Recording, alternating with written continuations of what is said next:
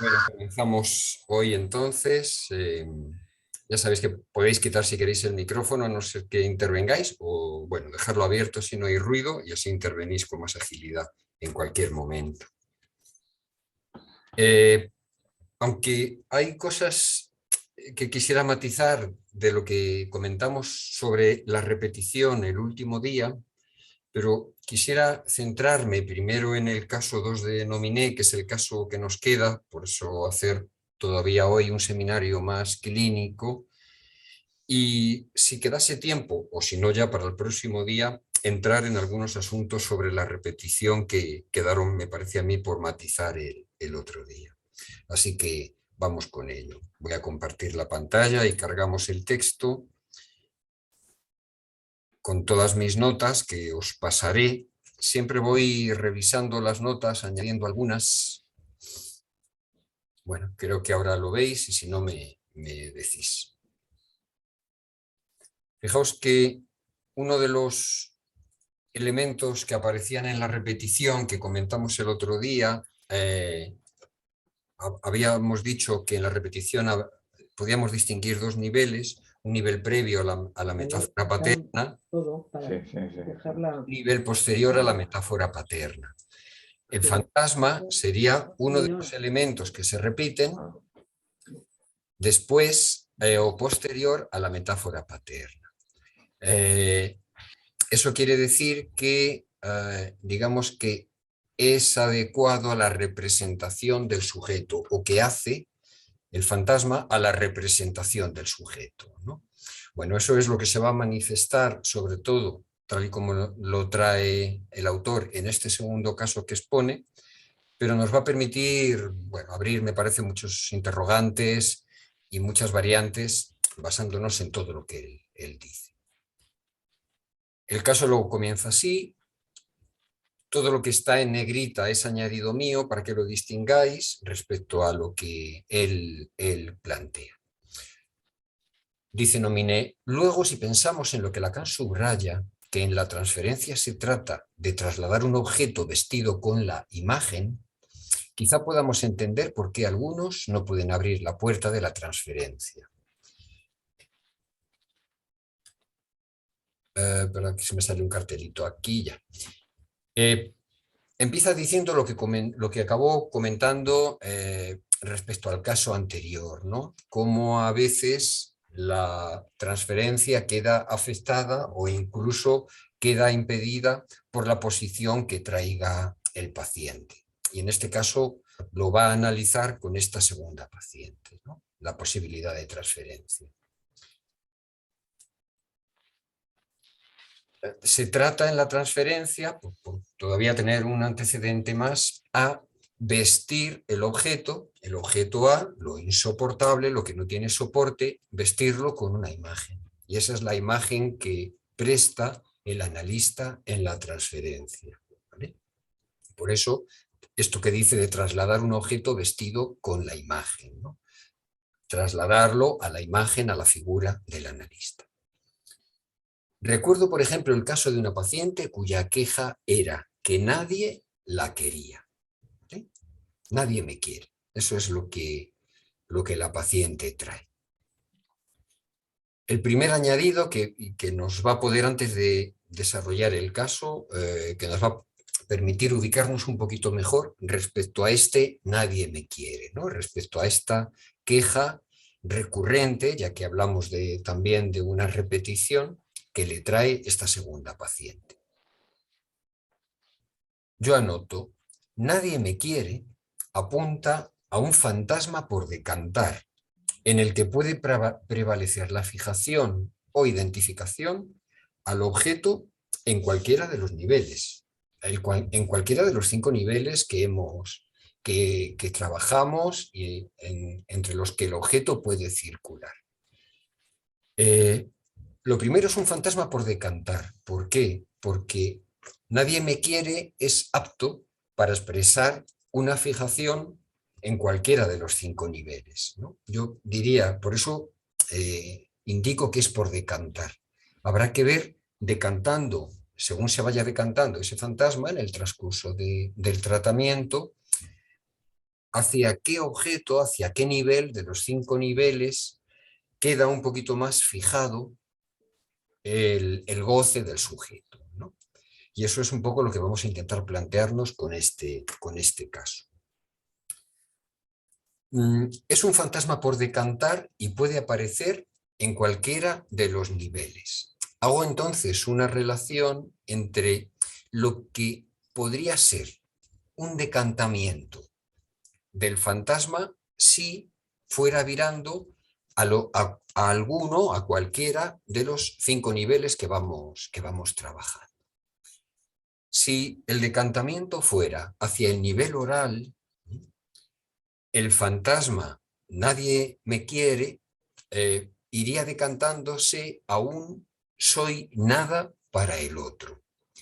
Aquí recuerdo, en primer nivel, en el nivel oral, que este nivel es ante la dependencia del otro, si recordáis el circuito que hemos venido trabajando, y ante esa dependencia del otro, dice Lacan en el seminario 10, el sujeto opone o ubica un deseo que lo llama deseo de separación, ¿vale? Entonces, ante el deseo y la dependencia, el deseo de separación y la dependencia del otro con mayúscula en ese nivel, la afirmación de este fantasma, si se decantara, sería soy nada para el otro. Si fuera, digamos, ubicándose, decantándose a un soy nada para el otro, apuntaría más a un decantamiento al nivel oral, ¿no? A que este nadie me quiere se iría ubicando más y quedaría más fijado el sujeto al nivel oral. Respecto al segundo nivel, recuerdo que es ante la demanda del otro, según plantea Lacan, el deseo de retener, ¿no? Está la demanda del otro y el deseo a ese nivel, a nivel anal, es el deseo de retener. Por tanto, ese nadie me quiere iría decantándose a una especie de no cumplo, no valgo, no retengo o no soy retenida por el otro. Es decir, apuntaría más a cuestiones de valor. No valgo o no puedo retener o no puedo ser retenida, ¿no? He ido subrayando, me parece que las palabras que mejor ejemplifican el decantamiento en cada uno de los niveles. En el nivel oral sería la nada, el soy nada, el ser el objeto nada, que es el objeto en ese nivel, y en el nivel anal sería más bien un no valer, ¿no? Un valor, ¿no? Carecer de valor para el otro. Por tanto, no valgo, no puedo retener, no puedo ser retenida por el otro. Por eso el otro no me quiere. En el nivel fálico, recuerdo que es ante el goce del otro, según Lacan, lo que ubica, lo que opone el deseo ante ese goce es el deseo de castración, ¿vale? Y en ese nivel fálico el decantamiento sería no soy o no tengo lo que le falta, ¿vale? Lo que le falta al otro. Es decir, no tengo este o no soy este menos fi que lo pone a desear. No causo su falta, ¿no? No causo la falta que le pone a desear. ¿Por qué ponerlo a desear al otro? Porque el ponerlo a desear es una forma de confrontarse con el goce del otro. El goce del otro produce angustia, el goce del otro es lo insoportable y ante ese insoportable el deseo del otro que produce angustia. Pero claro, la angustia puede ubicar una salida, puede encontrar una salida. El goce del otro es sin salida. Ante el goce del otro ahí sí que no hay nada que hacer, ¿no? Así que no soy o no tengo, depende si la identificación es al objeto o al sujeto, no soy o no tengo lo que le falta al otro. Voy a quitar el volumen del móvil.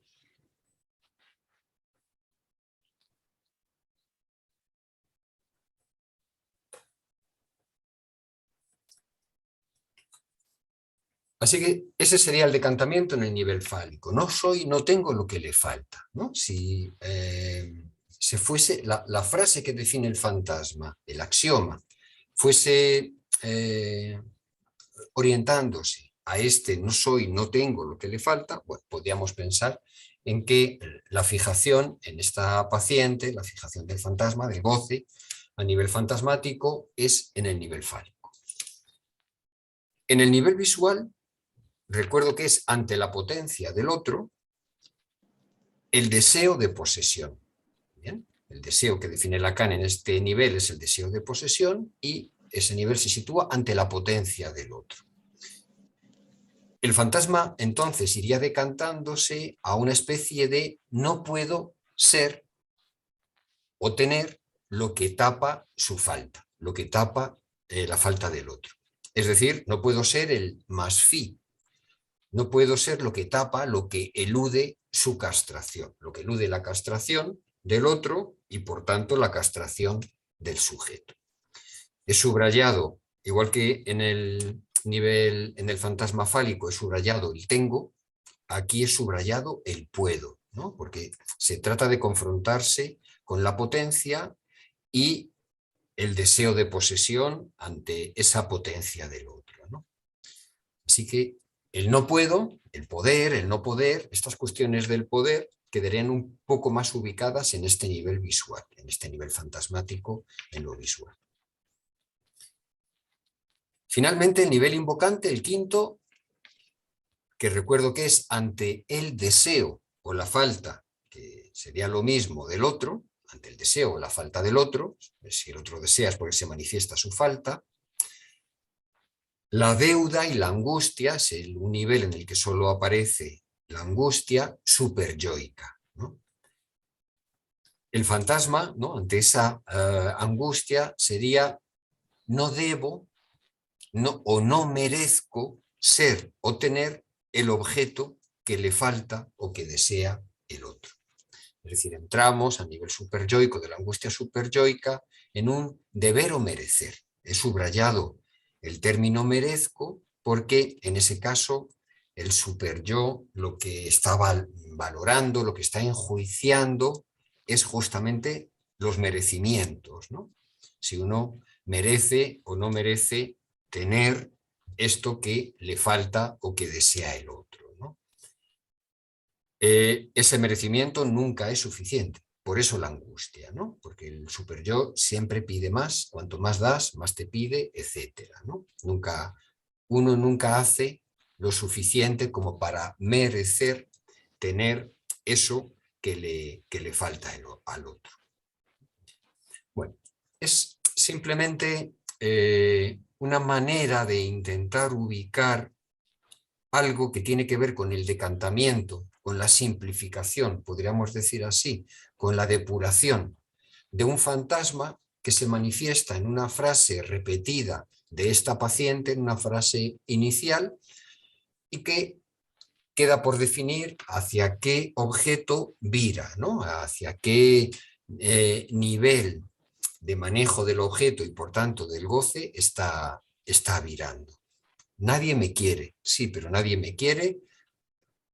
Nadie te quiere porque no eres nada para el otro, porque no vales lo suficiente para el otro, porque no tienes lo que le hace falta al otro, porque no puedes tener eso, ¿no? Para que no puedes tener lo que tapa la falta del otro, o porque no mereces tener eso, ¿no?, que le falta al otro.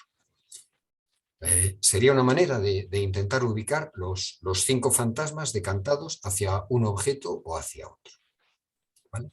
Bueno, con esta introducción, que por supuesto vamos a poner a prueba a lo largo del desarrollo que hace Nominé de esta paciente, ya podemos comenzar. Lo primero que dice Nominé, que esta paciente había logrado, bueno, la traducción quizá aquí no está muy bien porque dice dejarse abandonar, creo que sería mejor, había logrado hacerse abandonar por un primer analista. Es decir, a él le llega después de haberse hecho abandonar por un primer analista. Introducir el término abandono ya es significativo, porque incluye una matización del nadie me quiere, ¿no? La matización del abandono, del temor al abandono. Nadie me quiere y entonces me abandona, ¿no? Podría ser una continuación del fantasma. Había logrado hacerse abandonar por un primer analista.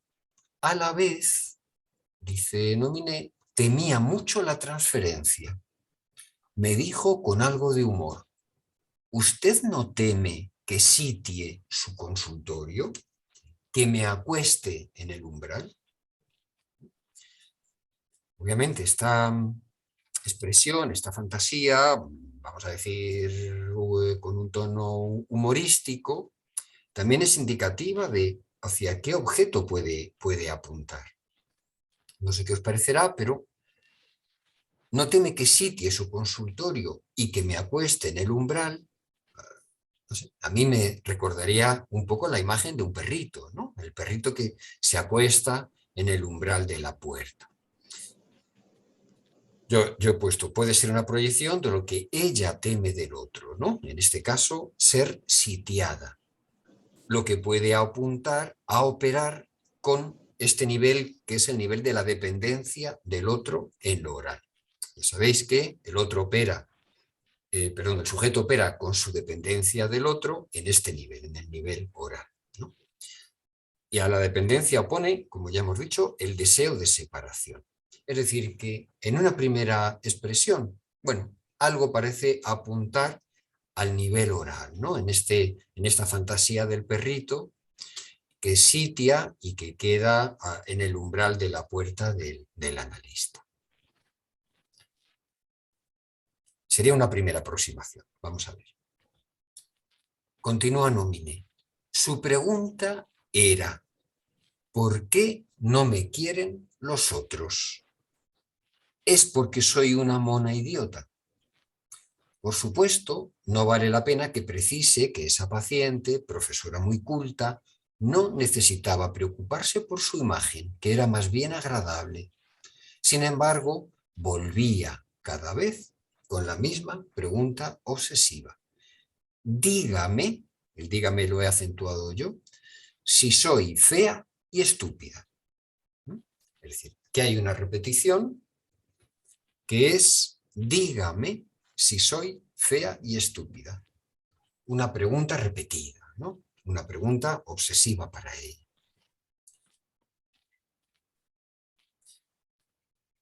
Yo comento: míreme, es como si le dijera al analista, míreme más allá de mi imagen y dígame lo que ve. Recuerda un poco a la paciente anterior que se siente atravesada por la mirada del profesor de filosofía, ¿no? El profesor de filosofía ve en ella que ella es una mala persona, ¿no? No es una persona de ley, ¿no? Algo así dice. Pues aquí algo parecido, hay una demanda de que el analista le diga, acentuando dígame si soy fea y estúpida, ¿no? Es decir, más allá de mi imagen agradable, míreme más allá de mi imagen, ¿no? Y dígame lo que ve. O tome usted la voz para nominarme realmente, es decir, para inscribir mis significantes amos, ¿no? mis significantes uno, mis significantes primeros. Lo que apuntaría un poco a este nivel en el que habíamos diferenciado en el encuentro de Abraham con Dios ese momento del pacto, ¿no? Del pacto donde Dios nombra, nomina, ¿no? Y hace una promesa, le da un nombre, le da la posición de patriarca, ¿no? A Abraham y le hace una promesa, ¿no? Serás patriarca de tu estirpe. Recuerda un poco a ese momento, ¿no? Ella quiere que el analista le diga quién es ella, ¿no? Más allá de su imagen, que atraviese con la mirada su imagen y le diga quién es ella, ¿no? Más allá de eso. Cuando me queráis interrumpir, ya sabéis. Bueno, como si esperara ser amada, dice Nominé, por lo que se sabía ser más allá de su imagen. El ser es como si ella supiera que su ser real, está más allá de esta imagen agradable, ¿no? Y ella esperase ser amada por eso, ¿no? Su ser sería A. Hay un ruido en alguno de vosotros, no sé si podéis cerrar el micrófono. Ahora ya parece que no. Entonces, como si esperase ser amada por lo que se sabía ser más allá de su imagen. Yo añado, pero A minúscula, es decir, si ella esperaba ser amada por A minúscula, ese A minúscula, ese ser, el objeto, ese ser puro del sujeto que es el objeto A, no se puede inscribir. Es decir, le está demandando al analista un imposible, ¿no? Le está demandando que la ame más allá de la imagen, ¿no? Y que le diga quién es ella, ¿no? Más allá de su imagen. Ya que tenía motivos para temer ese amor incondicional que exigía, es decir, que ella exigía. La cuestión es que ella exige el amor incondicional, ¿vale? Que es a la vez temido, lógicamente, ¿no? Un amor incondicional, desde luego, puede ser muy amenazador, ¿no?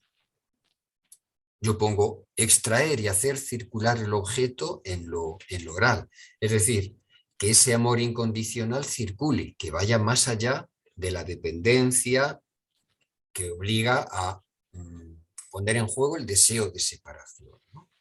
El amor incondicional es el amor de la dependencia, ¿no? Apunta, creo yo, a lo oral. Sigue Nominé. En vez de dedicarse al bien decir, el bien decir tiene que ver con la articulación del discurso, ¿no? Se mantenía en su queja, es decir, que prima la fijación al fantasma, que manifiesta la queja, su queja repetida, a lo que sería el bien decir, es decir, la articulación del discurso, ¿no? Y me asignaba, sigue Nominé, el lugar del otro con mayúscula, impotente para nombrar su ser. Claro, ¿cómo lo iba a nombrar, ¿no? Si el objeto A, como hemos dicho, no se puede inscribir, no tiene inscripción, ¿no? Es lo insoportable, lo que no tiene soporte. Por tanto, es un lugar que no permite una transferencia de trabajo, ¿no? en el análisis, en este primer momento. Yo relaciono esta demanda al analista con esta posición de Dios a Abraham, ¿no? Ese segundo tiempo en la incorporación de la voz que habíamos destacado, que lo habíamos llamado el tiempo de nominación y de promesa. Eso es lo que ella demandaba del analista, ¿no? Que la nominara y que en ese pacto que da lugar a la metáfora paterna sea una metáfora paterna sin pérdida, ¿no? Donde no se pierda nada, donde el amor sea incondicional y donde quede completamente nominada, vamos a decir así, ¿no? Sin pérdida. Bien, ¿me seguís? Continúo. Eso es lo que comenta Nominé. No apunta al bien decir, que permitiría una transferencia de trabajo, sino que apunta a una demanda imposible, ¿no? Nomíneme para hacer valer una metáfora sin pérdida, que no sería una metáfora por tanto, ¿no? Sería otra cosa.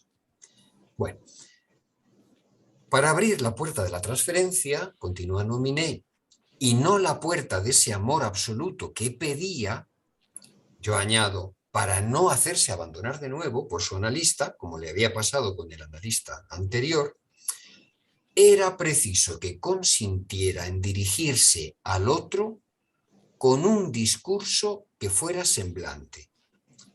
Aquí nominé es un poco enigmático. El discurso que fuera semblante es el discurso del amo, ¿no? Es el discurso del semblante.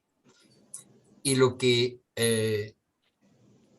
podríamos traducir eso diciendo que habría que pasar, ¿vale?, para no hacerse abandonar de nuevo por su nuevo analista, a este tercer tiempo, que es el tiempo de la separación de la voz, ¿no? El tiempo de la inscripción de la ley y de la separación de la voz, que sería el tiempo de Moisés, el tiempo de la inscripción de las tablas de la ley, tal y como lo hemos venido trabajando.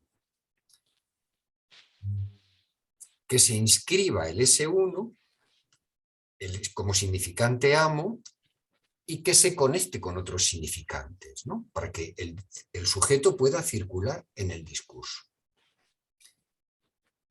Y Nominé continúa, aunque estaba en una posición histérica decidida, rehusaba la histerización del discurso. Vamos a ver a qué se refiere.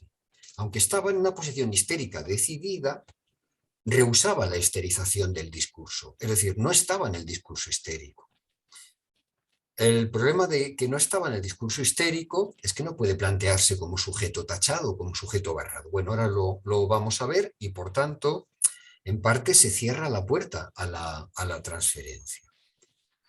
Bueno, para entender un poco mejor a qué se refiere Nominé con esto de que estaba en posición histérica, pero rehusaba la histerización del discurso, os he anotado, ya digo que luego os envío el texto, los dos discursos, ¿no? El discurso del amo, ¿vale?, que sería esto que él llamaría el discurso del bien decir, en cuanto a que el sujeto, representado por un significante para otro significante, permitiría, ¿no?, hacer discurso y permitiría poner en juego la pérdida, ¿no?, la pérdida del objeto A. En esta escritura del discurso he señalado el lugar del fantasma como la ficción que elude la castración, que elude la barra de la línea inferior, ¿no?, para intentar entender un poquito mejor el caso. No, ella, aunque está en una posición histérica, pero elude o rehúsa la histerización del discurso. El discurso del histérico, del sujeto histérico, es el discurso que presenta la falta en este primer lugar, en el lugar de la gente. Se presenta faltante, ¿no? Lo que va a plantear Nominé es que ella no se presenta faltante, en contra de lo que parece, ¿no? Parece que dice nadie me quiere, y eso aparentemente presenta una falta, ¿no? La hace presentarme como sujeto faltante. Pero no. Ahora vemos por qué. El sujeto dice, en este dispositivo, se refiere al discurso histérico, a falta de poder ofrecerse como objeto sin velo para alcanzar el vacío en el saber del otro, es decir, a falta de poder ofrecerse como objeto A, ¿no?, como objeto sin velo, veis que en el discurso histérico el lugar del objeto A está precisamente tapado, ¿no? Ha pasado debajo de la barra.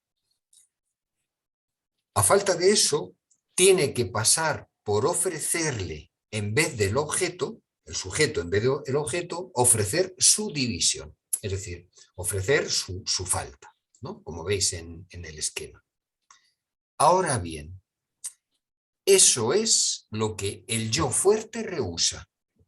¿Por qué habla aquí Nominé de un yo fuerte? Porque él había empezado el texto afirmando que el yo triste es un yo fuerte, ¿vale? Aquí contradice a Freud, es el comienzo del texto, no lo voy a releer, y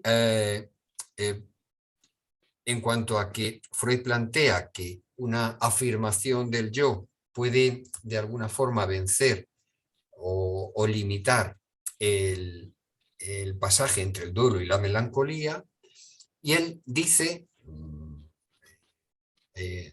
retomando también una afirmación de Lacan en la que dice que el yo del neurótico es un yo fuerte, él dice, el yo triste es un yo fuerte. Esta paciente encarna ese yo triste, ¿no? Y para él ese yo triste es un yo fuerte, puesto que niega la división de su unicidad. Niega la división de su unicidad en el sentido que lo que demanda es, dígame lo que soy, ¿vale?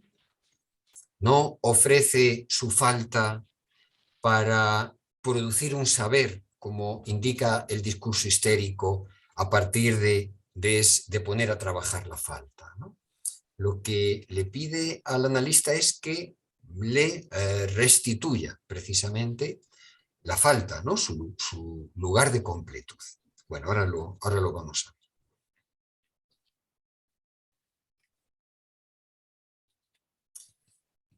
De la enseñanza de Lacan podemos deducir que el yo fuerte se escribe S tachado sobre, no lo pone así en la traducción, S tachado sobre phi minúscula. Sería esta escritura, S tachado y dejando debajo de la barra el phi minúscula positivizado, ¿vale? No el falo faltante, sino el falo que se tiene, el falo positivo, el falo positivizado, no el falo como castración, ¿no? Eso no es el punto de partida de la histerización del discurso. Es decir, un paciente que viene identificado a un yo fuerte, escrito así, ¿no? Aparentemente manifiesta su falta, pero su falta sobre un falo positivizado, ¿no? No es el punto de partida del discurso histérico, ¿no? Esa paciente fingía ofrecer el objeto, pero en realidad solo ofrecía el falo, ¿vale? Fingía ofrecer el objeto, que sería la primera columna del discurso histérico, que es ese barrado sobre A, sobre el objeto que falta, el objeto perdido, pero en realidad solo se ofrecía como falo, solo ofrecía el falo, es decir, su falta que tapaba el más fin, el falo positivo. Nunca quiso abandonar, dice Nominé, esa posición de falo que cumplía cerca de su madre. El más fi que elude, esta posición de falo que cumplía cerca de su madre, es el más fi que elude la castración en el plano visual. Fijaos que en esta introducción que hemos hecho del fantasma decantado hacia los 5 objetos, el nivel en el que aparece el más fi, ¿vale?, es en el plano visual. Recordamos que es el plano en el que se elude la castración según Lacan, ¿no? Es decir, el plano en el que el falo se despliega, se positiviza, ¿vale? El padre había muerto desde hacía mucho tiempo y ella se había vuelto amo de la casa.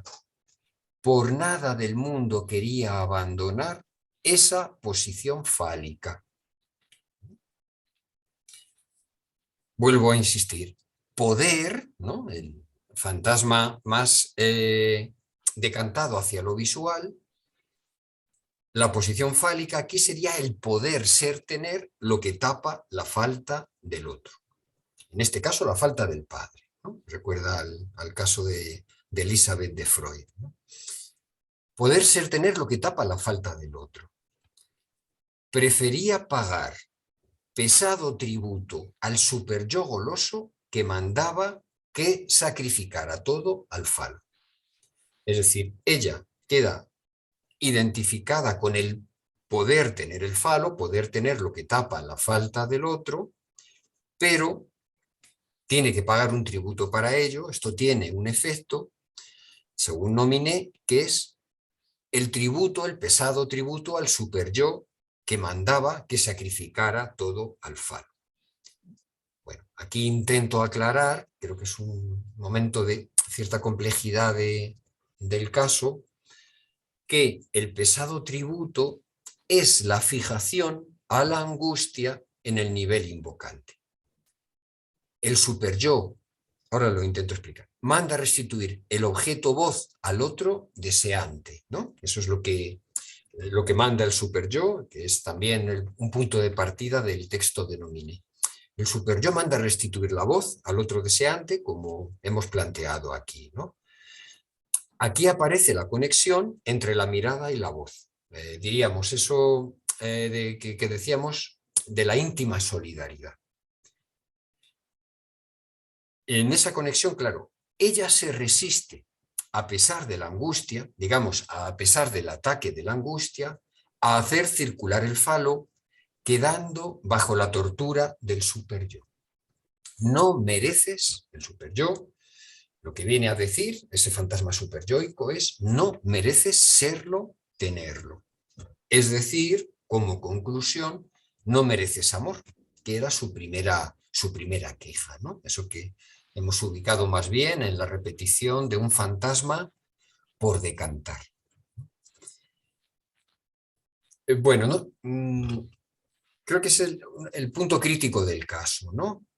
Lo que plantea Nominé es que al quedar fijada a un goce visual, ¿vale? Donde ella lo que intenta es poder mantener, poder ser o tener lo que tapa la falta del otro, ¿vale? Es decir, poder tener ese falo positivo, ese falo desplegado, ¿no? que se despliega en el plano visual, acordaos del cuadro de la anamorfosis, ¿no? Donde se despliega la calavera.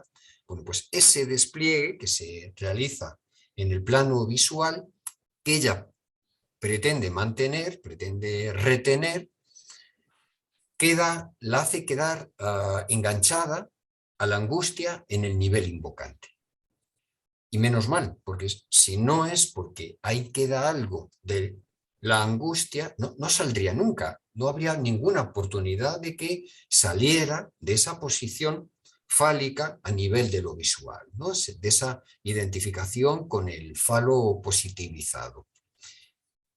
El superyo, repito, manda a restituir el objeto voz al otro, es decir, manda a devolver algo al otro, y por eso ahí aparece la conexión de la mirada y la voz, porque ella, a pesar de ese mandato, de esa angustia, se resiste a hacer circular el falo, a pesar de quedar bajo la tortura de ese superyo. El superyo que le dice, no mereces serlo, no mereces tenerlo. Por tanto, el fantasma queda ubicado finalmente en este nivel, en un nivel más invocante, ¿no? Más en el plano del superyo, ¿no? Más en el plano del no merezco el amor.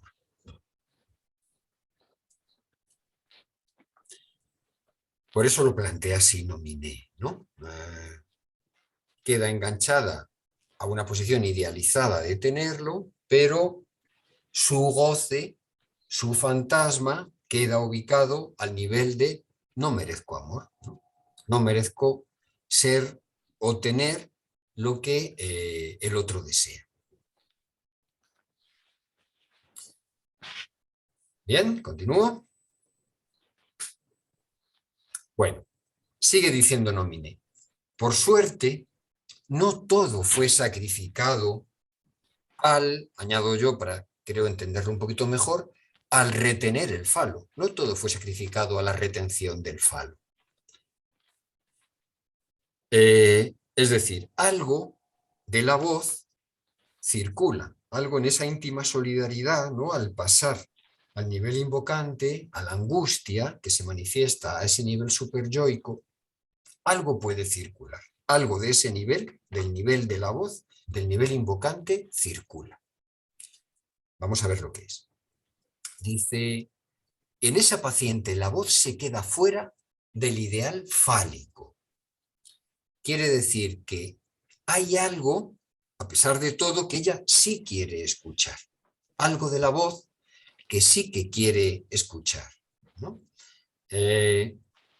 y que yo creo que se manifiesta en ese dígame, ¿no? En ese que aparece antes, dígame que no soy fea y estúpida, ¿no? Acentuando el dígame.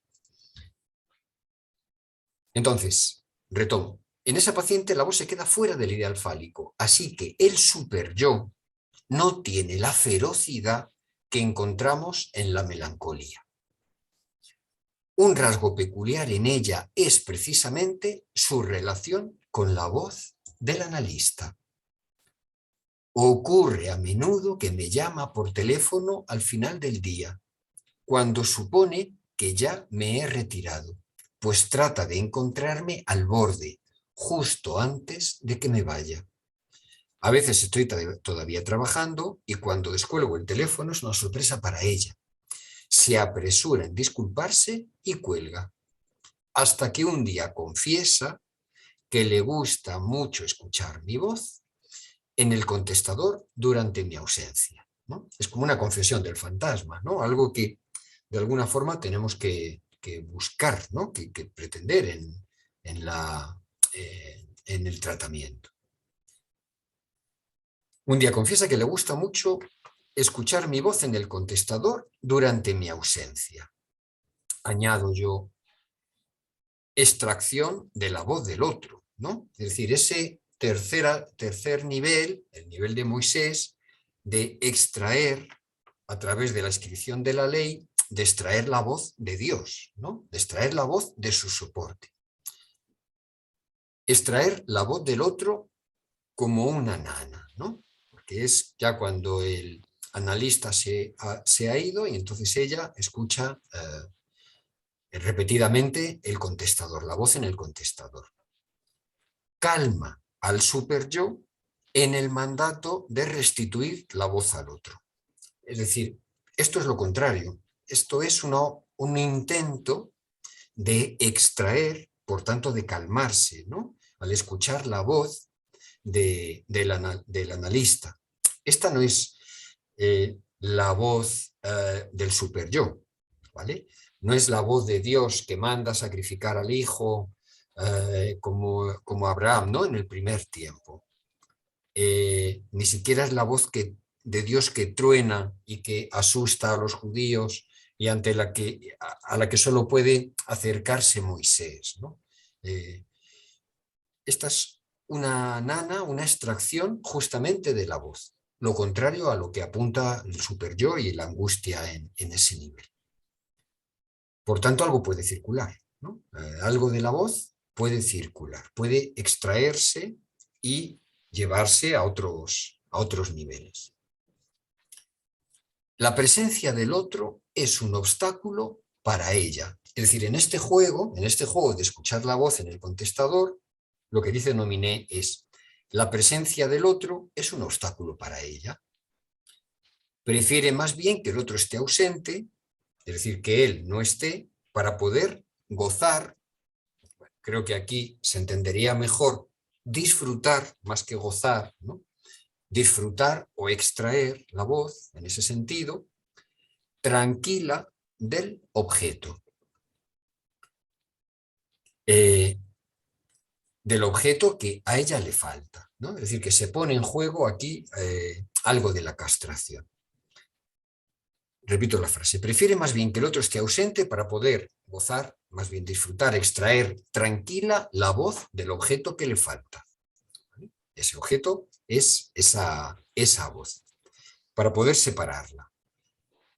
Podemos decir que luego la voz resuena en la ausencia del otro. Vamos a ver a qué se refiere, ¿no? Una vez extraída, lo que queda en esta voz del contestador es una resonancia, ¿vale? La resonancia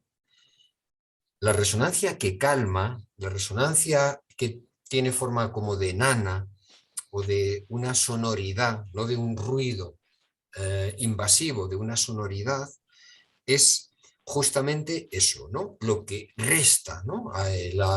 La voz que resuena. Una resonancia que aparece en esa voz del contestador. La voz esa ahí ya sí resuena en la ausencia del otro. Correcto, ¿no? Digamos que hace presente una presencia no invasiva del otro. Resuena en la ausencia del otro. Lo mismo podía pasar con la canción, ¿no? Con la música, por ejemplo, ¿no? O con la resonancia de la recitación de un poema, ¿no? Algo ahí resuena en la ausencia del otro. Por eso puesto a ese nivel representa o simboliza al otro. Esa resonancia que queda de la extracción de la voz, de su soporte, de la extracción de la voz del otro, ya no es la vociferación, sino es algo que representa o simboliza al otro. Pero claro, para eso el objeto tiene que circular en el circuito. Bueno, nominé a Clara, se parece un poco a la estrategia del chiste y en cierto modo subrayé que esa paciente tiene algo de humor. Bueno, él lo desarrolla luego, no lo vamos a ver, que también en el chiste hay algo de esa resonancia de la voz del otro en su ausencia que también queda, que también se pone en juego, ¿no? Queda la resonancia, pero esa resonancia permite salir de la angustia, ¿no? Del mandato, del imperativo superyoico. Bueno, termina el caso. ¿No? Sin embargo, dice Nominé, matizaré un poco las cosas, puesto que la ausencia no implica forzosamente el vacío del otro. La ausencia del analista tal vez le daba, para esta paciente, le daba más presencia y más consistencia al otro. Es decir, que queda un poco entre los dos, ¿no? Entre el poder extraerla para que la voz pueda, el sujeto pueda circular por los diferentes niveles, pero también en hacer al otro más presente y más consistente, lo que no deja de ser un problema.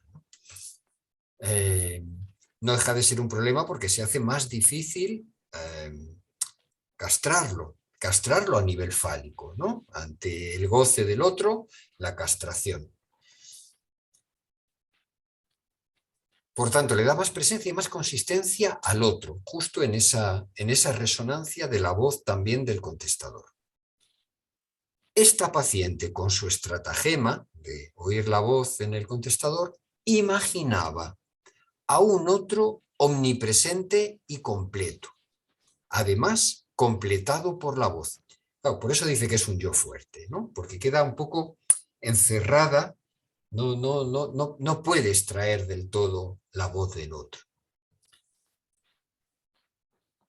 Digamos que extrae la voz, pero queda todavía el otro sin castrar o sin barrar, ¿no? Por tanto, no puede completar ese circuito de simbolización del sujeto que acaba en el nivel fálico. Entonces os pongo una fijación al fantasma en un discurso de semblante, que sería la otra cara del nadie me quiere. ¿Sí?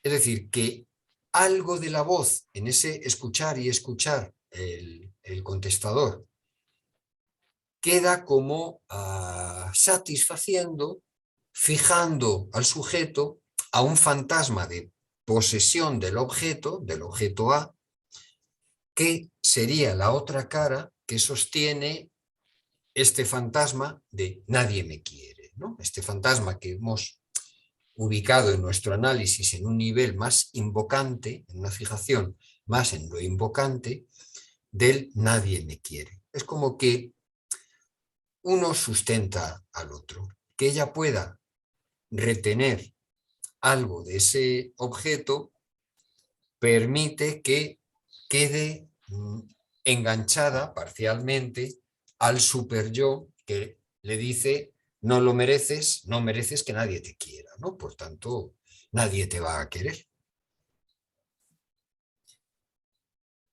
Bueno, terminamos casi. Según dice Lacan en su seminario del año 69, aquí están las condiciones del masoquismo moral, que le parecía fundado en la incidencia de la voz del otro, no en el oído del sujeto, sino al nivel del otro, a quien instaura como siendo completado por la voz. Es decir, al no poder extraerla del todo, ¿no? Al quedar la resonancia. En parte sería una resonancia calmante, pero también en parte sería una resonancia que no le permite hacer el pasar al deseo en acto, ¿no? A pasar al nivel de la castración en el grafo del deseo. Así a esa paciente le venía bien el masoquismo moral, ¿no?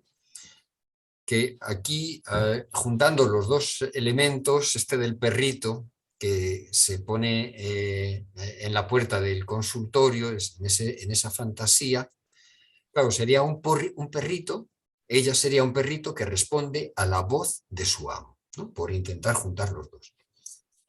Era el precio pagado al super yo, que tenía el rostro del padre muerto, a quien se había identificado y a quien intentaba devolverle la voz. ¿Vale? Bueno, el caso termina aquí, el texto continúa un poquito más porque luego habla del humor y habla del caso, lo podéis leer tranquilamente, ¿no? De un locutor de radio, en fin, y de cómo el humor intenta también extraer esa angustia a nivel del super yo en la voz, ¿no? A nivel del invocante. Bueno, venga, pues comentarios que se os ocurran, no sé, dentro de la complicación que supone incluir en un caso, pensar en un caso la decantación del fantasma, que nos obliga a ubicar, a intentar ubicar ese fantasma en uno de los niveles y en cómo circula el objeto por los diferentes niveles en cada sujeto. Obviamente eso es una complicación, está abierto a diferentes hipótesis, pero no sé qué se os ocurre. Si habéis entendido algo o nada directamente.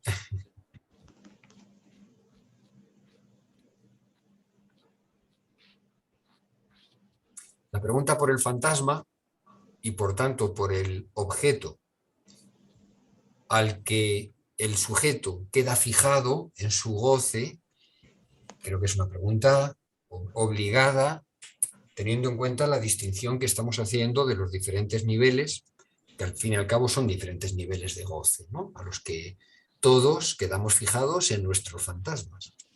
Y todos los tenemos, evidentemente.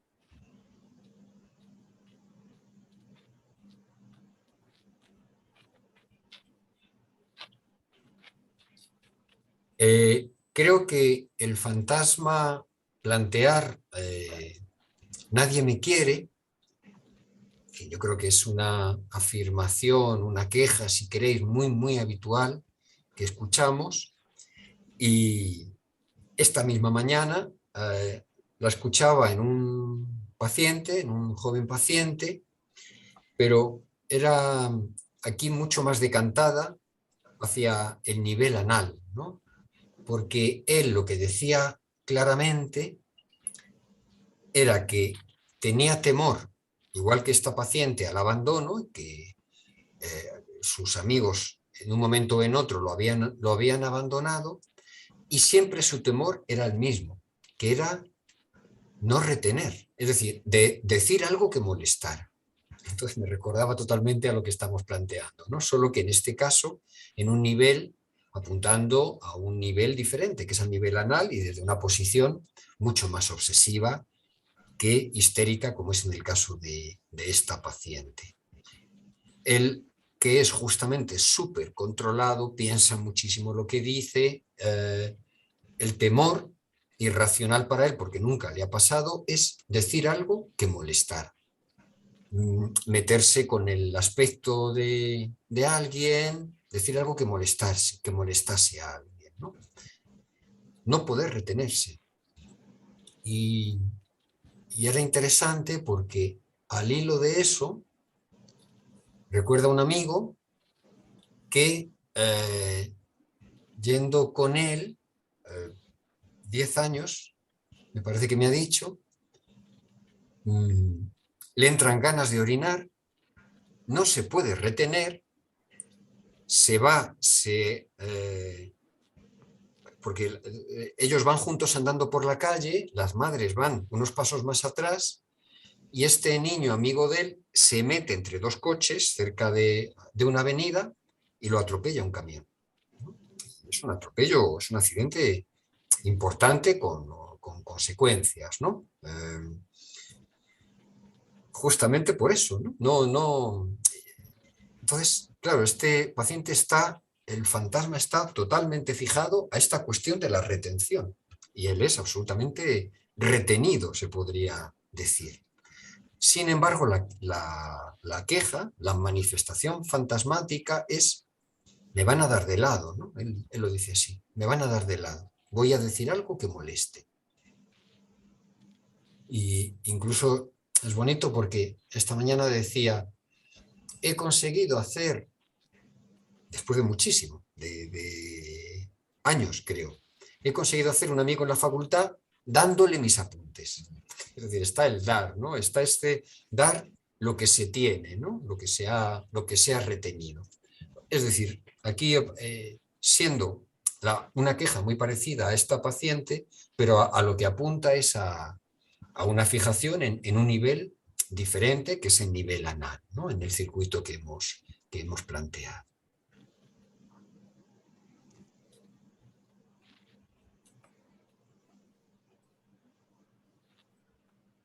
¿Comentarios? ¿Preguntas?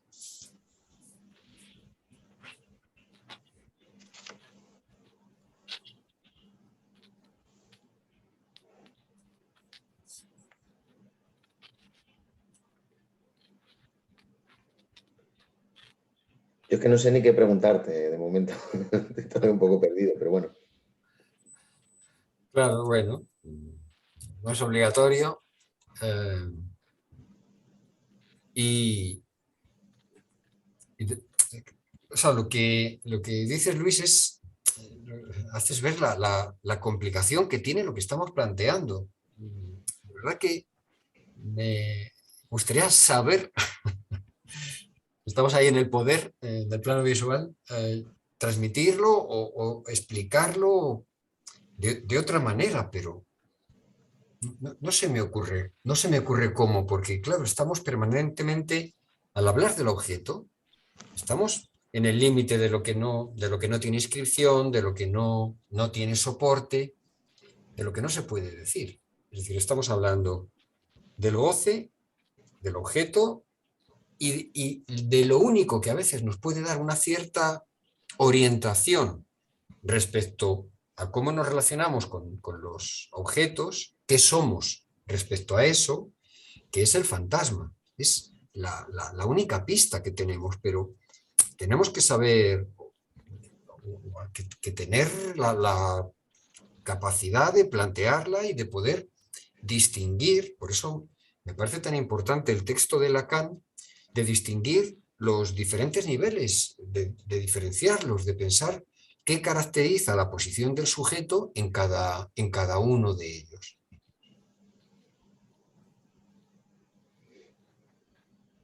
Él dice, aunque está en una posición histérica, el discurso no está histerizado. Claro, digamos que aquí el nivel fálico se la está jugando entre lo visual y lo auditivo, ¿no? Y especialmente en lo auditivo con como se manifiesta con esto de escuchar los mensajes, ¿no? El escuchar la voz del contestador del analista. Es un ejemplo muy bonito también, ¿no? Se decanta, algo del fantasma se decanta, sin embargo, incluso Nominé está lleno de mis notas o de mis aclaraciones, porque es que no es fácil hacer la distinción, ¿no? Hacer la distinción y pensar cómo se puede manifestar cada sujeto, cada fantasma en los diferentes niveles.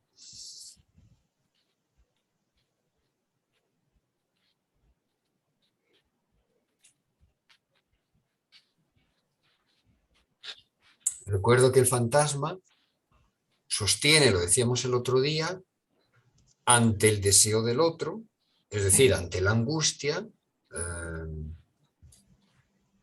pero también podemos incluso poner un momentito el grafo del deseo.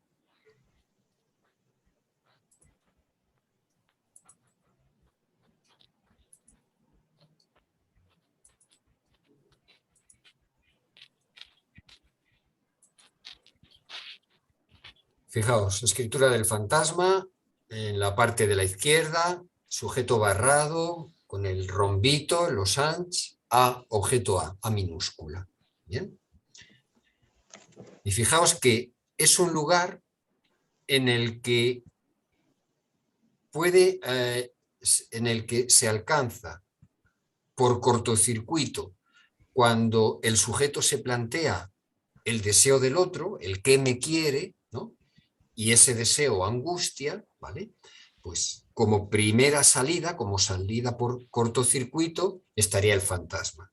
Dar una salida, dar una consistencia al deseo, pero solo a nivel fantasmático, ¿no? Solo a nivel de la fantasía.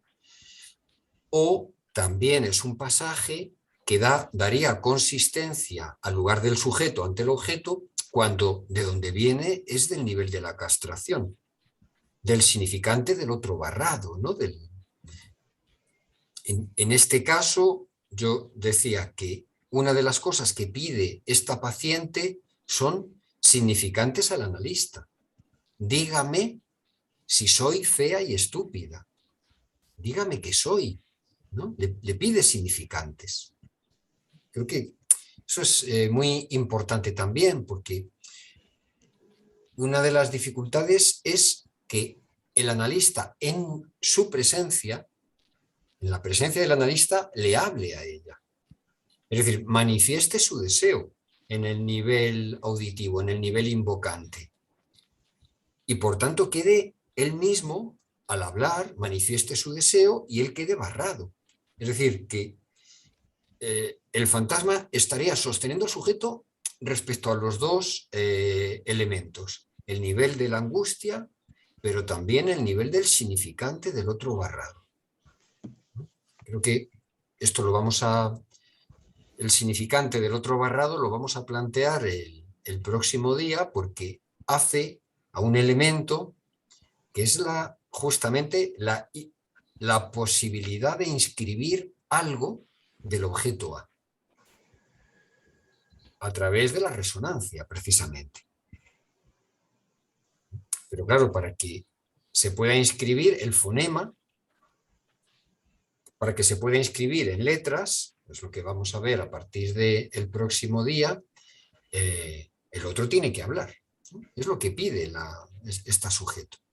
Pero claro, pide que hable para que afirme ese lugar del fantasma. Ya sea el nadie me quiere, o ya sea esto por donde acaba el texto nominé, que es más bien la completud del otro, la consistencia del otro. Es decir, nada que ver con la castración, ¿no? Por eso el yo fuerte. Para apuntar directamente a la línea inferior, no a la línea superior.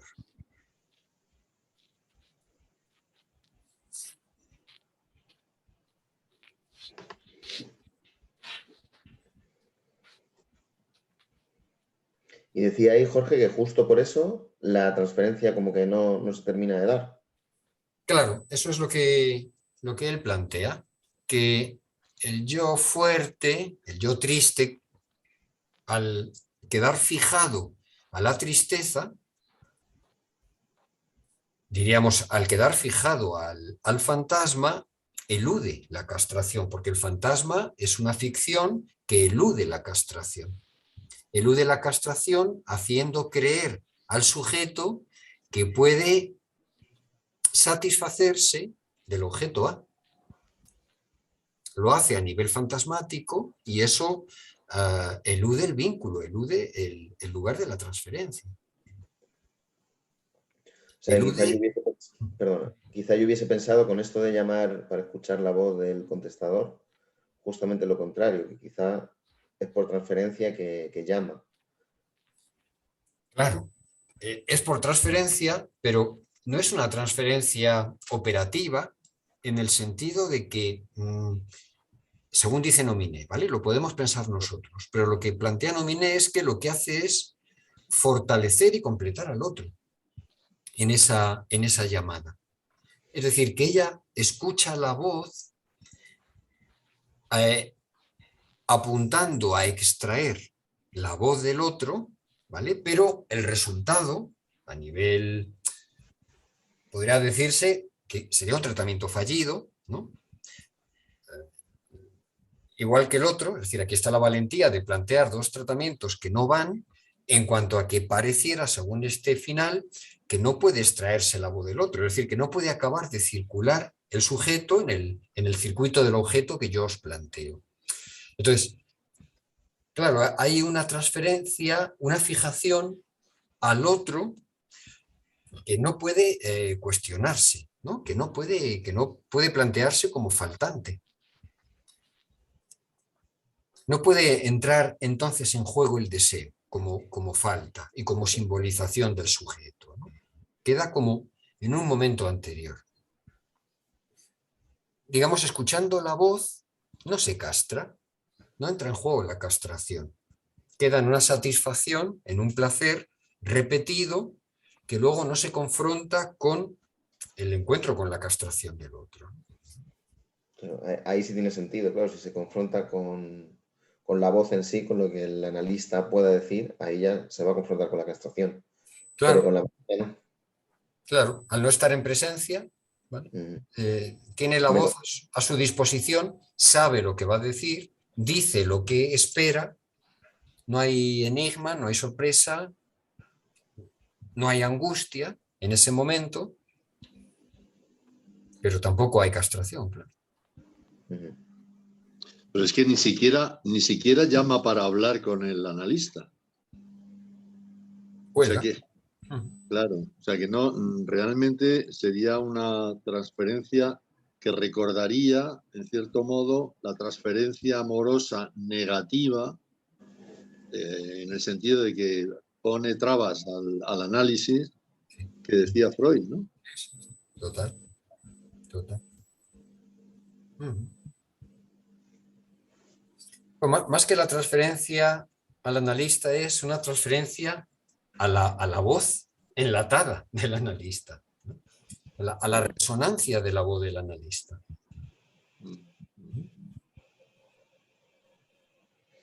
Como una nana, ¿no?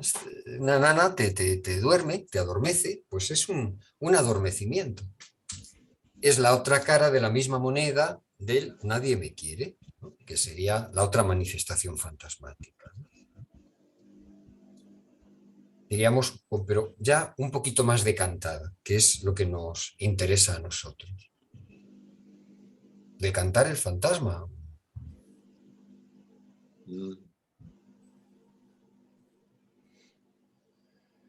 No hay ni una mención a la sexualidad, al deseo sexual, a qué pasa con la sexualidad de esta mujer, ¿no? Es como si estuviera ausente, como si no apareciera. Solamente habla de haber sustituido al padre, ¿no? Haber tomado sobre sí el falo paterno, o sea, haber positivizado el fi mayúscula del falo, que es todo lo contrario a lo que pasa en el nivel fálico. En el nivel fálico uno hace suya la castración del otro. Es el nivel de la castración. En este caso ella la niega, la elude de esta manera.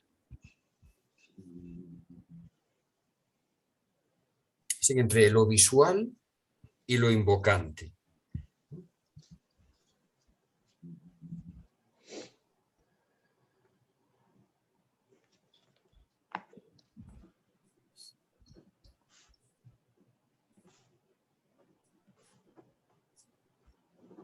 son preguntas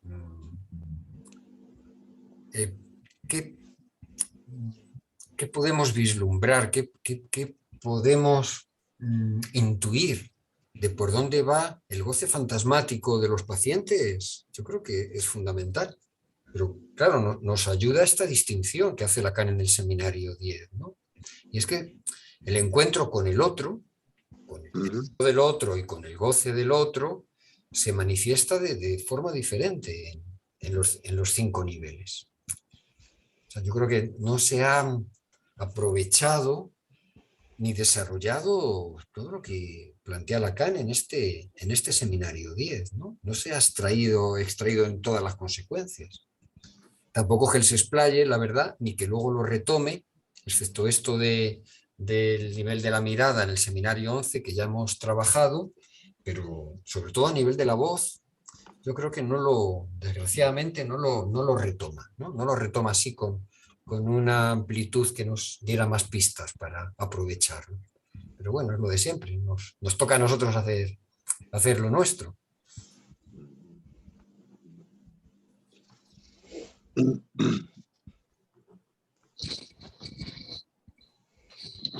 Nos va a venir muy bien este final del caso para conectar con el aspecto de la repetición que vamos a plantear el próximo día, ¿no?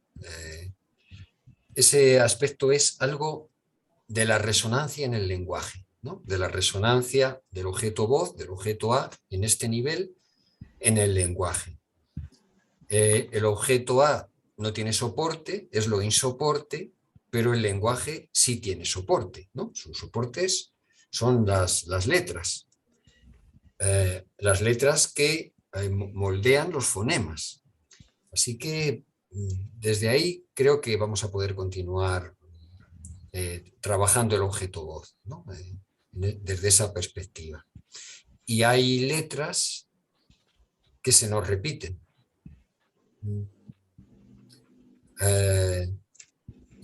Siempre, ya lo he dicho aquí, pero es muy llamativo, por lo menos para mí, me olvido mucho más fácilmente. Me olvido muchas veces de muchas palabras, pero mucho más fácilmente de palabras que empiezan por A. Ya lo tengo como truco, y se me olvida una palabra y lo primero que pienso es a ver si empieza por A. Y muchas veces empieza por A. Aún así no me acuerdo, pero luego me doy cuenta que, joder, si es que empieza por A. Hay algo de ciertas letras en esa insistencia que tiene que ver con una repetición que, por alguna razón, exceden, evocan un exceso, ¿no? Y ahí tiene que estar el objeto A implicado de alguna manera, en ese sonido de la A. Bueno. Y el objeto A, que precisamente está siendo tu preocupación desde hace tanto tiempo, ¿no? Sí, desde luego. A mí me admira, Jorge, la capacidad que tienes de complejizar un texto como el de hoy, que en sí ya es un texto complejo, ¿no? Y entonces esa búsqueda de la íntima solidaridad, ¿no? De los 5 niveles, es una preocupación total, ¿no? Obsesiva en ti. Y bueno, a mí me admira y me deja estupefacto, ¿no?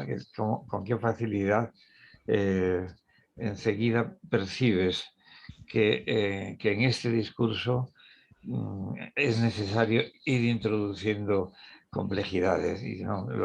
toda la negrita que vas introduciendo tú con tanta reflexión para mí tan lúcida y siendo tan compleja, tan aclaratoria, ¿no?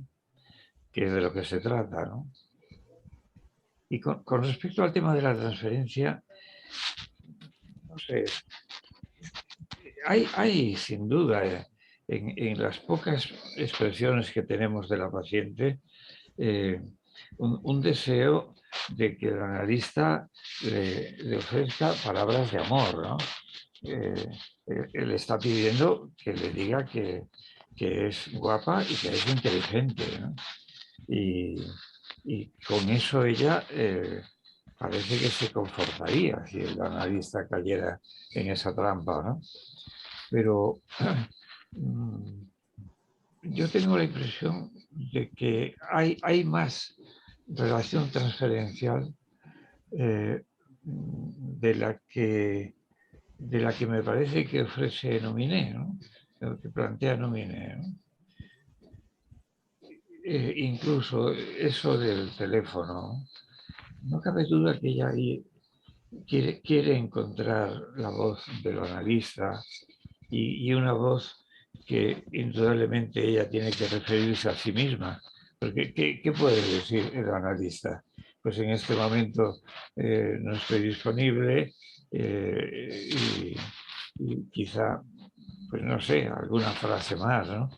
De hecho, es curioso, pero que cuando tuvimos que trabajar cómo poner la voz a esas llamadas de los pacientes, yo por lo menos me las vi, me las pide porque no es fácil, ¿no?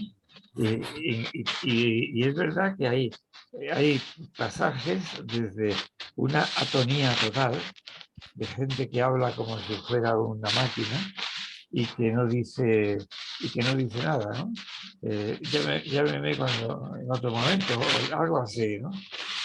Pero es un momento importante en el que podemos escuchar qué buscan los pacientes en nuestras frases, esas que son más o menos siempre las mismas, ¿no? Y no cabe duda que esta mujer busca una palabra de amor dirigida a ella, no una palabra átona, falta de afecto, sino que le diga, te estoy escuchando, ¿no? Y me agrada que me oigas, algo así, ¿no? Estaría en el fantasma de ella, ¿no?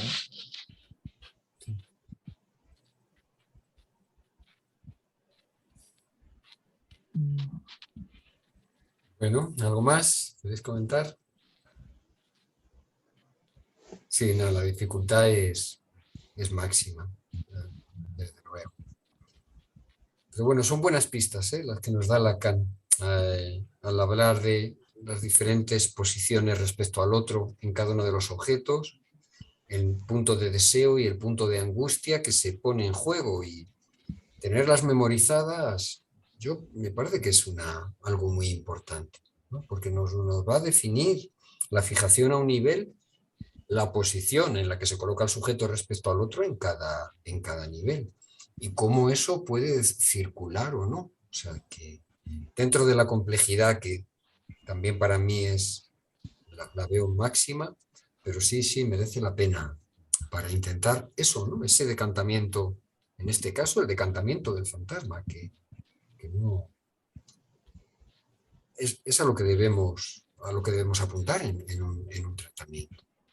Cómo se decanta, cómo se va simplificando y depurando el fantasma a medida que se va trabajando. Bueno, queridos, pues nada, nos veríamos entonces no el lunes después de Semana Santa, sino el siguiente, que creo que es el 25, si no recuerdo mal.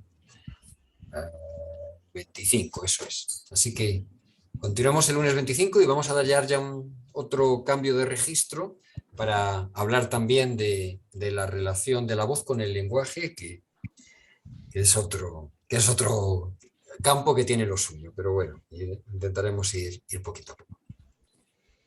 Bueno, Muy muchas bien. gracias a todos. Gracias. Adiós, buenas tardes. Encantado de Gracias. verte, Luis. Un Gracias abrazo. a vosotros. Un abrazo. Oye, acabo de recibir un WhatsApp de que estaban transmitiendo